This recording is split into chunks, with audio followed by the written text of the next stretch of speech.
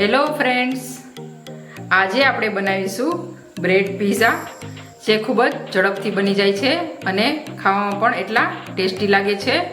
Pizza બાળકોને ખૂબ જ પસંદ હોય છે. તો ચાલો જોઈ લઈએ કેવી રીતે બને છે આ ટેસ્ટી એવા બ્રેડ પીઝા. બ્રેડ પીઝા બનાવવા માટે મેં અહીં કેપ્સિકમ લીધેલા છે, બાફેલી મકાઈના દાણા લીધેલા છે, ડુંગળી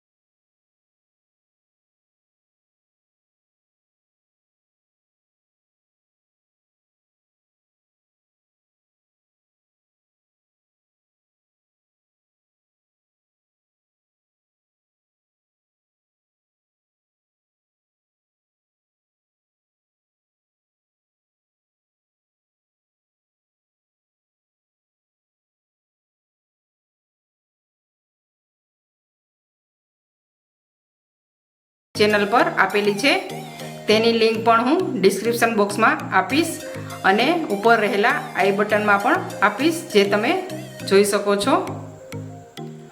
બ્રેડ પીઝા બનાવવા માટે મેં અહીં 2 બ્રેડની સ્લાઇસ લીધેલી છે, તમે જોઈ શકો છો. આ બ્રેડ પીઝા ખૂબ જ ઇન્સ્ટન્ટ બની જાય છે અને ખાવામાં પણ એટલા ટેસ્ટી લાગે છે. હવે તેના પર આપણે જે ઇન્સ્ટન્ટ સોસ તૈયાર કરેલો છે તે લગાવી દઈશું. તમને જેટલું સ્પાઇસી પસંદ હોય તે પ્રમાણે તમે સોસ એડ કરી શકો છો.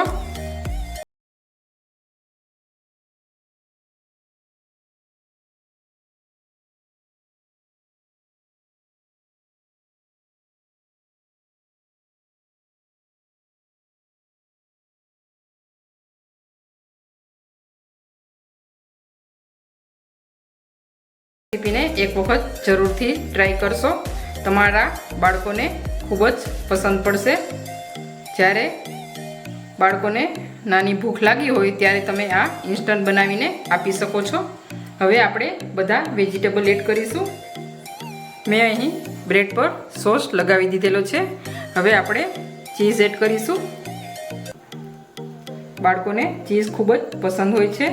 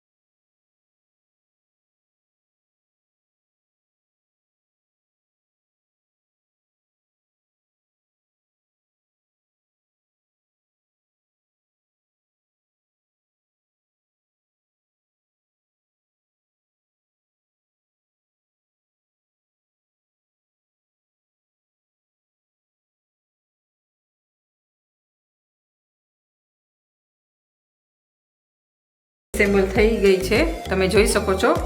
ખૂબ જ કલરફુલ દેખાઈ રહી છે. આપણે આ બ્રેડ પિઝાને કઢાઈમાં બેક કરીશું. તમે આને ઓવન અથવા તવા પર પણ બેક કરી શકો છો. તમારી પાસે ઓવન અવેલેબલ હોય તો તમે તેમાં પણ બેક કરી શકો છો. મેં અહીં એક નોનસ્ટિક કઢાઈ લીધેલી છે, તમે જોઈ શકો છો. મેં તેમાં હાફ ચમચી જેટલું બટર એડ કરેલું છે.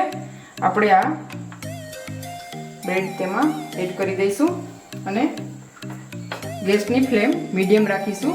આપણે તેને ક્રિસ્પી થાય ત્યાં સુધી તેને શેકાવા દઈશું. આપણે હવે આ બ્રેડ પિઝાને ચેક કરી લઈશું. તમે જોઈ શકો છો કેટલું સરસ દેખાઈ રહ્યું છે, એકદમ સરસ કલરફુલ. બાળકોને જોતાં જ મોંમાં પાણી આવી જાય તેવી આપણી આ બ્રેડ પિઝા બનેલી છે. આપણું ચીઝ પણ અહીં મેલ્ટ થઈ ગયું છે, તમે જોઈ શકો છો. આપણે તેને પ્લેટમાં કાઢી લઈશું.